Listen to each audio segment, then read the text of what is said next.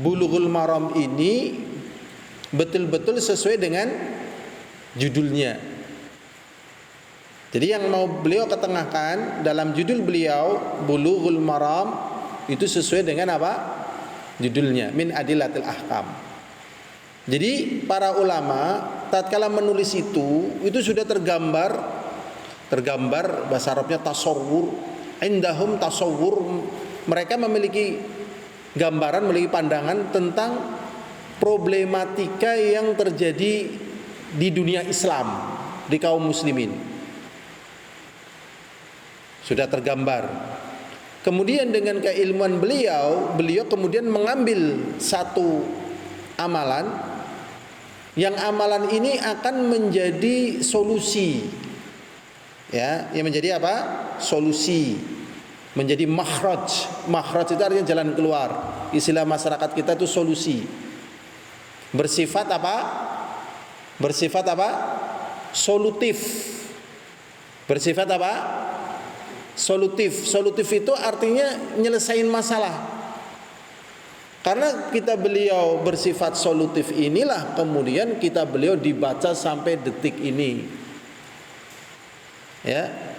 Karena kemampuan secara umum kaum muslimin itu ya terbatas lah ya.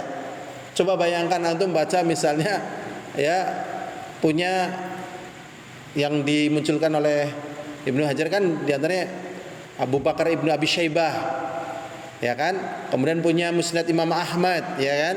Kemudian punya Imam Bukhari, kemudian punya Imam Muslim, kemudian punya Abu Dawud, kemudian Nasai, Tirmidzi.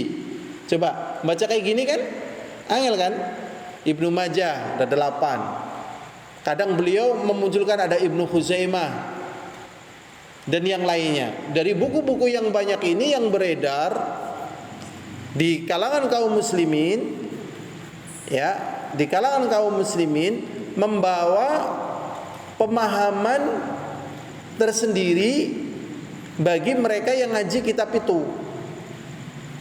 Jadi umat itu akan terpengaruhi pendapat-pendapat mereka dalam masalah agama dengan buku dan guru yang mengajarkannya.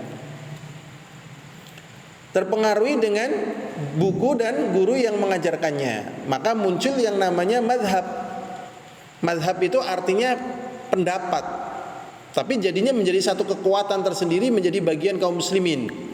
Madhab. Kemudian di dalam agama kita itu patokannya sebenarnya Al-Quran dan As-Sunnah.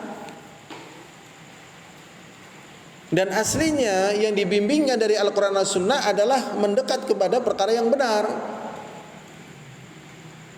Tidak kemudian berhenti pada mazhab tadi. Sehingga beliau melihat permasalahan yang demikian ini, beliau ya terpanggil untuk melakukan upaya yang solutif. Upaya yang solutif, upaya yang memunculkan solusi. Bahasa Arabnya tadi apa ya? Upaya yang memunculkan solusi. Muhammad, upaya yang memunculkan solusi bahasa Arabnya apa tadi? Makhraj. Apa makhraj, jalan keluar. Nah, ternyata beliau menempuh cara ini sehingga buku beliau coba bayangkan sampai detik ini loh. Ya, sampai detik ini. Dan buku-buku yang sifatnya solutif seperti ini biasanya tidak hanya memunculkan perkara yang benar saja, tetapi perkara-perkara yang kontradiktif. Kenapa kok tidak memunculkan perkara-perkara yang benar saja tetapi juga memunculkan perkara-perkara yang kontradiktif? Tujuannya untuk menyelesaikan dari perkara-perkara yang kontradiktif tadi, sehingga bisa diambil simpulan mana yang lebih benar. Sehingga di dalam pemaparan yang dimunculkan oleh Ibnu Hajar Asqalani ya ada hadis sahihnya, ada hadis hasannya, dan juga ada hadis dhaifnya. Sehingga di sini membutuhkan sekian banyak ilmu. Makanya Kitabul Maram ini aslinya adalah kitab menengah ke atas dalam bidang fikih, menengah ke atas. Kalau yang agak gampang-gampang Umdatul Ahkam. Kalau iman dan gampang-gampang lagi seperti fikih-fikih di zaman kita sekarang ini yang banyak dibaca, misalnya fikih muyasar, atau yang kita juga dapat hadiah dari Masjid Nabawi namanya Mukhtasar Fikih Al-Islami, atau mungkin kayak bukunya Syekh Shalih Fauzan namanya Mulakhas Fikhi, ya, atau mungkin buku-buku matan. Nah, memang metode belajar santri yang paling bagus adalah mempelajari matan. Nah, ini matan nih. Sebenarnya saya pengen ini difotokopi, diperbesar. Nih matan nih. Nih, matan. Matan itu ya buku-buku pokok-pokok dari permasalahan yang akan diketengahkan dalam masalah agama. Tetapi karena kita adanya buku Bulughul Maram, ya sudahlah kita baca Bulughul Maram, ya. Sehingga di sini ya mau nggak mau kita ya sedikit sih, nggak banyak, kita sisipkan tentang masalah ya kayak masalah qawaid fikhiyah, masalah hadis, sehingga kadang kita sebutkan nih derajat hadisnya sebagaimana yang ada dalam buku ini. Ya, kadang juga masalah khilafnya, mana yang rajih. Ya seperti kemarin ya yang kita bahas, idza kana al-ma'u kullatain lam yahmil khubatha ay lam yanjus. Di sana kan ada hadis yang mengatakan apabila air itu sampai jumlahnya 2 kullah itu tidak akan bisa najis. Sekarang ada air 2 kullah, ternyata kecemplung tikus mati, kecemplung racun tikus, kecemplung darah haid, bisa nggak buat wudu? Tidak bisa. Kenapa tidak bisa? Ya, padahal di dalam hadis itu Rasulullah SAW mengatakan apabila air itu 2 kullah nggak akan najis. Tapi kenyataannya kecemplung tikus mati tuh. Kemudian kecemplung racun tikus misalnya, kecemplung darah haid. Loh, ini kan air 2 kullah buat wudu nggak apa-apa, ini nggak apa-apa ya kan? Kan udah banyak nggak apa-apa. Sehingga hadis ini dibawa kepada hadis yang sebelumnya. Dibawa pemahamannya kepada hadis yang sebelumnya, sehingga tatkala orang beramal dengan hadis ini tidak bisa lepas dengan hadis yang lainnya, tetapi harus diikat dengan hadis sebelumnya, yaitu apa? Al-ma'u tahurun la yunajjisuhu syai'un illa an taghayyara rihuhu aw ta'muhu binajasatin tahdutsu fihi. Jadi air itu tetap dalam keadaan suci dan mensucikan kecuali kalau dia terkena najis sehingga berubah bau, warna dan rasa. Jadi air tetap dalam keadaan sifat air kalau masih memiliki sifat asli air. Ya, yaitu tidak berbau, tidak berwarna dan tidak berasa. Dan sifat air adalah mampu menolak najis dari diri sendiri. Ya, kalau air itu banyak. Tapi kalau tercampur bau, warna dan rasa, ya tetap berubah dari sifat asli airnya, yaitu apa? Najis, begitu. Ya. Jadi sengaja beliau munculkan hal-hal yang nampak kontradiktif, tujuannya adalah untuk ketahanan ya, ketahanan umat tatkala menjumpai ya sesuatu yang menjadi problem ya, menjadi problem. Al-hadirun azani wa azakumullah, kita kemarin sudah sampai hadis yang keberapa ya? Mana hadisnya? Kacamatanya mana ya? Oh iya, kacamatanya di bawah. Lihat.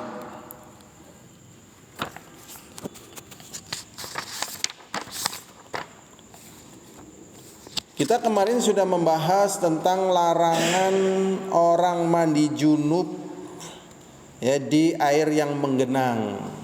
Ini pelajaran-pelajaran kayak gini wallahu alam ya, kayaknya kalian nggak bisa jumpai kecuali dalam agama kita. Sedetail itu. Ya, sedetail apa? Itu. Ya, sebenarnya jadi kaum muslimin harus bersyukur. Ya, harus bangga.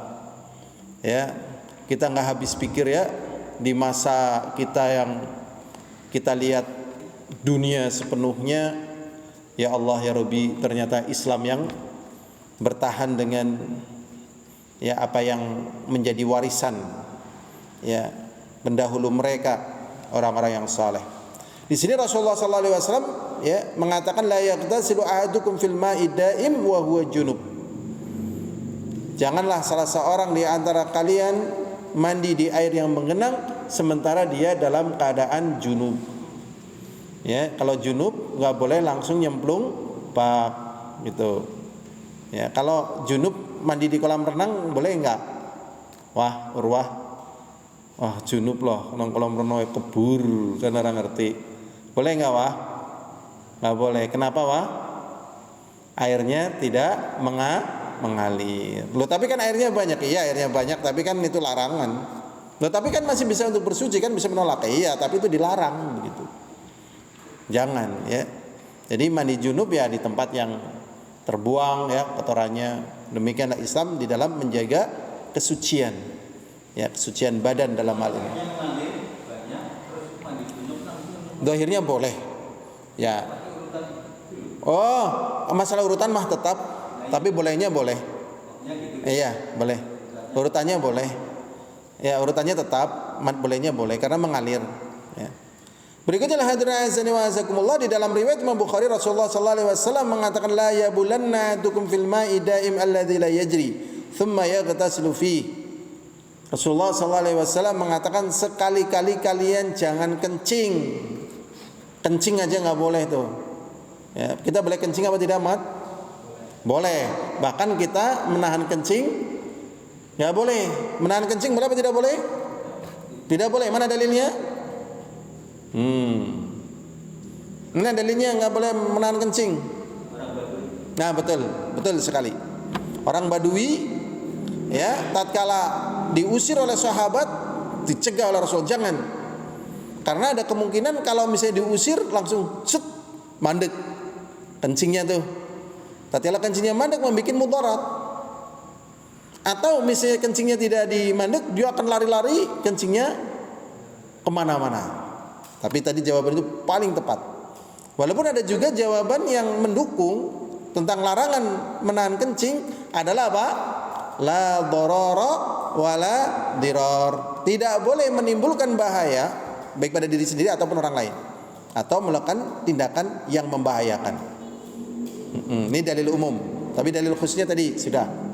Jadi menahan kencing tidak boleh, ya kan? Berarti kalau kita pas masuk di kolam renang kemudian kita kepengen kencing, berarti jangan ditahan ya. Ditahan apa enggak? Ahmad cemplung di kolam renang, Mat. Wah, kebelet nguyuh, habis minum degan 2 geluntung. Dikeluarkan enggak kencingnya, Mat, di kolam renang? Enggak. Kenapa, Mat? Kan dilarang menahan kencing. Betul, memang dilarang menahan kencing, tetapi kencing di air yang menggenang juga tidak boleh. Ya, keluar dari kolam renang kencingnya di luar. Tapi menurut survei katanya jarang orang yang keluar ya katanya. Mesti kencingnya ya di kolam renang itu. Nggak kelihatan gitu. Lah ini faktor keimanan. Kayak orang puasa nggak ada yang lihat tuh kalau medot, tapi nggak medot, keimanan. Rasulullah sallallahu alaihi wasallam mengatakan la yabulanna ahadukum fil ma'i daim alladzi la yajri. Janganlah sekali-kali kalian kencing di air yang menggenang yang tidak mengalir. Masya Allah, ajarannya indah sekali ya, indah sekali ini ajaran Rasulullah. Ya, makanya ajaran Rasulullah itu paling diperjuangkan di mana-mana. Ya, thumma yaghtasilu fi, kemudian mandi di situ. Wali Muslimin, dan pada riwayat Muslim minhu darinya. Wali Abi Dawud wala yaghtasilu fi minal janabah, dan janganlah kalian mandi di air yang mengenang itu dari mandi janabah. Ini masailnya banyak sekali ya, tapi kita tidak bacalah. Kadang terlalu banyak masail jadinya bosan ya. Ini orang-orang tertentu yang telaten ya. Biasanya orang-orang yang belajar masail-masail seperti ini ya Bulughul Maramnya udah selesai. Ya, jadi antum jangan bingung ya. tatkala mendengar ulama itu ngaji satu kitab sampai 50 kali. Ya memang ngaji yang pertama dapat faedah ini, ngaji yang kedua dapat faedah ini gitu. Terus gitu. Jadi faedahnya beda-beda. Ya. Jadinya enggak bosan. Tapi berkembang ilmunya. Berikutnya hadirin azani wa azakumullah, kita masuk hadis yang ke-6. Coba Abad baca hadisnya yang ke-6, Abad. Yang keras coba. Bukan an rajulin sahiba Rasulillah.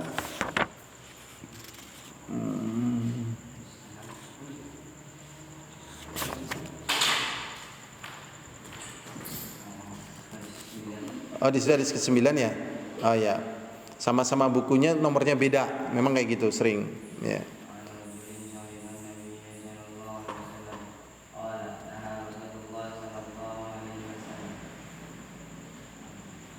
Antagsila mar'ah bifadil rajuli awir rajulu bifadil mar'ah.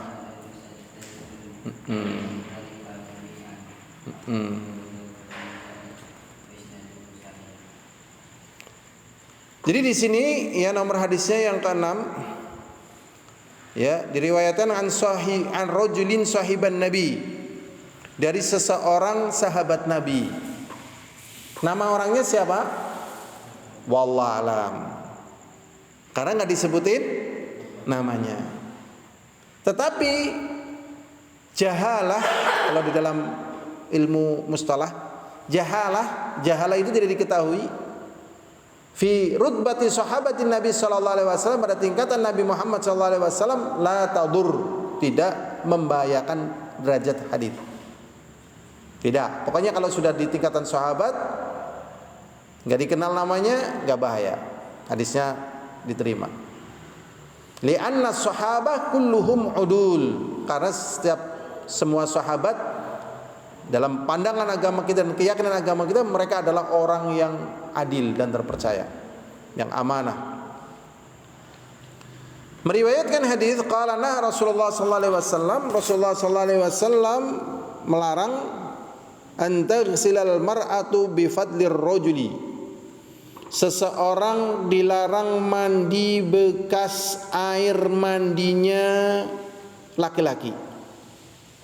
Ya, jadi perempuan dilarang, perempuan di sini maksudnya istri. Istri dilarang mandi bekas air yang digunakan mandi suaminya. Mandi junub. Ya, mandi junub. Karena kalau di dalam bahasa fikih mandi itu maksudnya janabah. Tetapi kalau bukan mandi janabah, istilahnya tanadzuf, bersuci. Jadi memang di masa kita ini harus paham bahasa fikih dan bahasa kontemporer. Contoh, ya, ijazah. Bahasa Inggrisnya sertifikat. Tapi di masa kita ini ada yang namanya sertifikat, ijazah. Ada yang ijazah yang dinamakan dengan portofolio. Portofolio ijazah juga secara bahasa fikih, tetapi bukan sertifikat kejenjangan pendidikan yang itu diformalkan oleh pemerintah. Adapun portofolio yaitu sebagai ya kekuatan tambahan bagi personal tersebut. Kalau di militer itu ada yang namanya keahlian kecabangan. Maka misalnya dia seorang taruna misalnya, dia punya tanda-tanda tuh. Oh, dia di bidang ini dapat tanda lagi, dia di bidang ini dapat itu lagi. Sehingga banyak tememplek itu. Jadi kalau yang pinter-pinter, aksesorisnya banyak. Nah, itu portofolio tuh. Kayak gitu. Sama saja kalau secara bahasa fikih gitu. Sama saja hukumnya gitu maksudnya. Karena fikih nggak membeda-bedakan. Nah, itu. Contoh misalnya tadi mandi, ya mandi kalau bahasa kita nggak ada pembedaan tuh. Mau mandi janabah, mau mandi apa, bilangnya mandi. Tapi dalam bahasa syariat yang dimaksudkan dengan mandi adalah mandi janabah. Mandi karena hadas besar.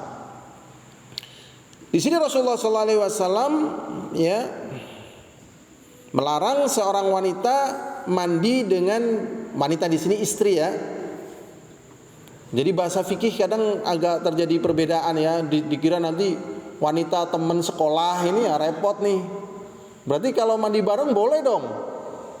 Yang penting kan airnya nggak bekas. Oh bukan begitu. Wanita di sini artinya adalah istri. Demikian juga Rasulullah SAW melarang wanita menggunakan air bekas mandi. Ya menggunakan air ya sisa atau bekas ya air suaminya. Rasulullah mengatakan falyaghtarifā jami'a, maka hendaklah mandi bersama-sama.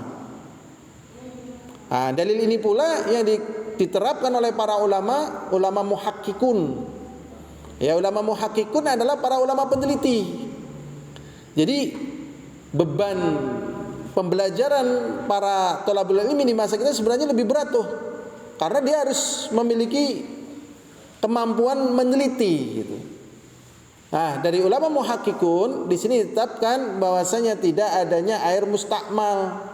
Buktinya kan dicebuk kayak gini. Dan barang-barang nih. Rasulullah SAW mengatakan falyaghtarifā jami'a, maka hendaknya dia mandi dengan menceduk.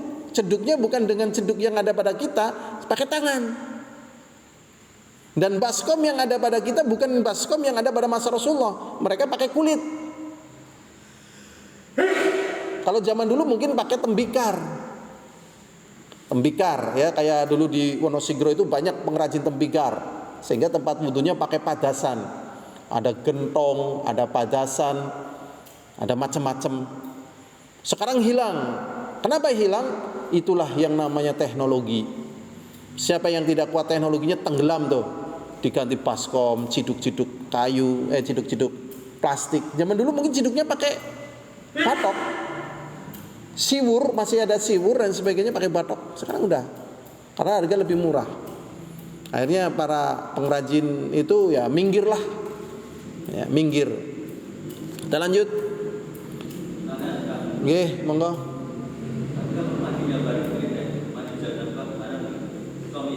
Boleh. Boleh. Jadi memang Masya Allah sebenarnya Islam itu indah. Di situ mandi bareng suami istri janabah. Berikutnya kita baca. Kana yaghtasilu bi fadli Maimunah. Akhraja Abu Dawud wa Nasai wa isnadu sahih. Hadis ini diriwayatkan oleh Abu Dawud dan sanadnya sahih. Ini hadis pertama, larangan dari Rasulullah SAW menggunakan sisa air mandi janabah yang digunakan oleh suami atau istri. Tetapi di dalam hadis berikutnya, nah ini. An Ibni Abbas radhiyallahu taala anhu anna Nabiy sallallahu alaihi wasallam kana yaghtasilu bi fadli Maimunah. Dari Abdullah bin Abbas semoga Allah meridhoinya, sungguh Nabi Muhammad sallallahu alaihi wasallam mandi dengan bekas air mandi janabahnya Maimunah. Di hadis yang tadi Rasulullah melarang. Di hadis ini kok meraktekin. Nah, inilah yang namanya problem. Ya, tantangan ini namanya. Bagaimana cara nyelesainya? Akhrajahu Muslim. Hadis ini dikeluarkan oleh Imam Muslim. Wali ashabis sunan, dan dari ashabus sunan ya, para ashabus sunan yaitu para ulama hadis yang memiliki kitab-kitab sunnah, kitab-kitab hadis namanya sunnah. Ightasala ba'du azwajin Nabi Muhammad sallallahu alaihi wasallam fi jafnah. Sebagian istri-istri Nabi Muhammad sallallahu alaihi wasallam mandi dengan menggunakan jafnah. Jafnah ya kayak baskom lah. Faja'a yaghtasilu minha. Kemudian Rasulullah datang. Ternyata Rasulullah mandi janabah dengan bekas air mandi janabah istri-istri beliau. Faqalat, kemudian istri beliau mengatakan, inni kuntu junuban. Akhirnya istrinya mengatakan, ya Rasulullah, kenapa engkau pakai air itu? Tadi saya pakai air itu mandinya, dan aku dalam keadaan junub. Maknanya, kenapa kamu pakai? Kemudian Rasulullah SAW mengatakan, innal ma'a la yajnub. Sesungguhnya air itu tidak junub. Yang junub airnya atau orangnya? Manusianya. Jawaban Rasulullah tepat nih. Hadis ini disahihkan Imam Tirmidzi dan Ibnu Huzaimah. Yang jadi permasalahan di sini kok hadis yang pertama melarang, hadis yang kedua iya membolehkan. Itu ya, ini namanya wajhun. Nah, apa yang disampaikan oleh Pak Pono namanya wajhun. Wajhun itu sisi, ya sisi wajhun. Al-hadirin azani wa azakumullah, ini akan kita baca. Ini cara penyelesaiannya udah ada di sini ya, tinggal baca aja. Yang pertama, masalah yang pertama, hukum bersucinya seorang laki-laki suami dengan bekas air mandi janabah istrinya. Jadi seorang laki-laki menggunakan air sisa bekas mandi janabah istrinya. Ini hukumnya gimana nih? Ternyata di sini terjadi khilaf di kalangan para ulama. Khilaf nih. Kenapa khilaf? Lah itu tadi dari hadis-hadis tadi. Loh kok dibahas? Ya memang harus dibahas. Loh kok ada khilaf juga di dalam agama? Kan harusnya jangan khilaf. Maka di sini akan ada kesungguhan orang-orang di dalam menghambakan dirinya kepada Allah SWT, di dalam keteladanan dia meneliti mana yang lebih benar dari apa yang diajarkan oleh Rasulullah. Sama-sama beramal, nilainya berbeda. Itu. Ya ini kehendak Allah Subhanahu wa taala. Jadi khilaf di kalangan para ulama dalam masalah ini. Pendapat yang pertama boleh, nggak apa-apa, begitu. Seorang ya mandi dengan bekas air istrinya, selama yang mandi janabah itu bukan haid. Ya, bukan haid alasannya. Iya, bukan haid. Au junub atau junub. Jadi kalau bekas air mandi istrinya boleh selama bukan haid atau junub. Pendapat ini adalah sahih dari Abdullah ibnu Umar, sahabat nih. Ya, di dalam kitab Muwatta'nya Imam Malik. Dan ini madhabnya Imam Syafi'i. Nah ini telatennya ngaji fikih ya ada manfaatnya. Sehingga kalau ada pendapat ini, oh ini pendapatnya ini pendapat ini gitu. Tetap menambah pengetahuan ya. Cuman telaten. Dan ini adalah pendapatnya Imam Syafi'i, wa Malik, dan pendapat Imam Malik wal Auza'i, Imam Auza'i. Wastathna akharani al-jawaz fi halati adami wujudil ma. Tetapi yang dua ini ya Malik dan Imam Auza'i membolehkan apabila tidak adanya air. Kalau tidak adanya air yang bekas buat mandi janabah, ya udah boleh. Tapi kalau ada air nggak boleh. Itu dua imam ini yang menyatakan boleh. Tapi secara umum ini masuk dalam kategori yang boleh. Berikutnya pendapat yang kedua, bolehnya bersuci dengan bekas air wudu istri. Bekas air wudu apa? Istri. Sebelum kita lanjutkan pembahasan ini, hal ini terjadi nggak di masa kita? Hampir nggak pernah terjadi. Kenapa tidak terjadi? Karena berlimpahnya air. Sebenarnya zaman kita ini kan kalau sampai nggak ibadah ditanya oleh Allah SWT, banyu menggeri ngucur di mana-mana kayak iklannya apa? Pompa air Pedrolo ya, Mas Tani. Air mengalir di mana-mana, ya kan? Sudah. Zaman dulu angel. Saya masih ingat tuh di rumah, di samping rumahnya Mbak Abror, ya timbanya pakai genter ya Mas Soni ya. Suwe apa Mas Soni? Waduh. Belum masjidnya dipompa klotak gitu, Masya Allah. Sekarang jarang. Makanya kalau buat istilah timba nyemplung sumur, sekarang nggak ada sumurnya, nggak ada timbanya, pompanya juga nggak ada. Adanya sanyo, Masya Allah. Pompa air, ledeng. Nah, nggak kebahas. Sudah. Berarti zaman dulu ini, Masya Allah. Jadi kalau bekas air wudu boleh. Malam tukhal bihi. Wa hadza qaul Tsabit an Ibnu Umar. Ini pendapatnya Tsabit Ibnu Umar dari Abdul Razzaq. Dan ini pendapatnya Ahmad dan Ishaq. Ya. Ahmad maksudnya Imam Ahmad, Ishaq ini ulama, Ishaq ibnu Rohuyah. Pendapat yang ketiga,